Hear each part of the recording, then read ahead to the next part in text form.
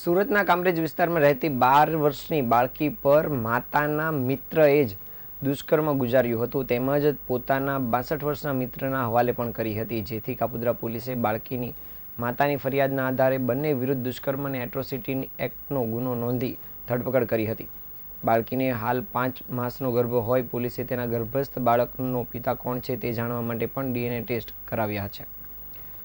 Police પાસેથી મળતી વિગત મુજબ સુરતના કામરેજ વિસ્તારમાં રહેતી અનુસૂચિત જનજાતિની 30 વર્ષીય શ્રમજીવી મહિલાના લગ્ન તેના સમાજના જે યુવાન સાથે થયા હતા અને તેના થકી તે એક દીકરી અને એક દીકરાની માતા બની હતી. જોકે ઘરકંકાસને લીધે વર્ષ 2013માં મહિલાએ પતિ સાથે છૂટાછેડા લીધા હતા અને વર્ષ 2014માં તે પોતાના મિત્ર સંજય તાતેરાવ પાટીલ સાથે લગ્ન કે કોઈ અન્ય કરાર વિના પતિ પત્નીની જેમ રહેતા હતા, જેના થકી 6.5 વર્ષ અગાઉ તે એક બાળકીની માતા પણ બની હતી. જોકે સંજય સાથે પણ અવારનવાર ઝઘડા થતા હોય તે 3 વર્ષ અગાઉ કામરેજમાં 3 બાળકો સાથે ભાડાના મકાનમાં રહેવા ચાલી ગઈ હતી.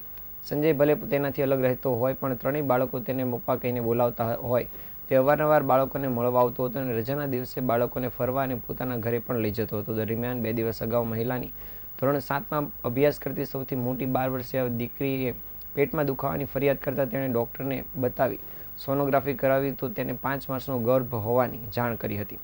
આ અંગે મહિલાએ પૂછતા દીકરીએ જણાવ્યું હતું કે પપ્પા ત્રણેયને 1.5 વર્ષથી પોતાના ઘરે લાવતા હતા, ત્યારે તેના નાના ભાઈ બહેનને પૈસા આપી દુકાને મોકલતા અને તેની સાથે અવારનવાર દુષ્કર્મ કરતા હતા. એટલું જ નહીં, પપ્પાએ તેમના ઘર નજીક રહેતા મોટી ઉંમરના હીરામન કાકાને પણ હવાલે કરતા તેણે પણ 2-3 વખત દુષ્કર્મ આચર્યું હતું.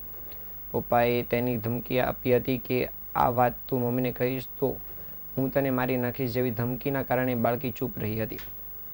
દીકરીની વાત સાંભળીને ચોંકેલી માતાએ છેવટે આજે મળસ્કે કાપોદ્રા પોલીસ સ્ટેશનમાં સંજય પાટીલ અને તેના મિત્રએ હીરામન કાકા વિરુદ્ધ દુષ્કર્મ અને એટ્રોસિટી એક્ટ મુજબ ફરિયાદ નોંધાવતા પોલીસે સંજય પાટીલ અને 62 વર્ષીય મિત્ર હીરામન સિંગનેની ધરપકડ કરી છે. પોલીસે ગર્ભસ્થ બાળકનો પિતા કોણ છે તે જાણવા બંનેના DNA ટેસ્ટ પણ કરાવ્યા છે અને વધુ તપાસ હાથ ધરી છે.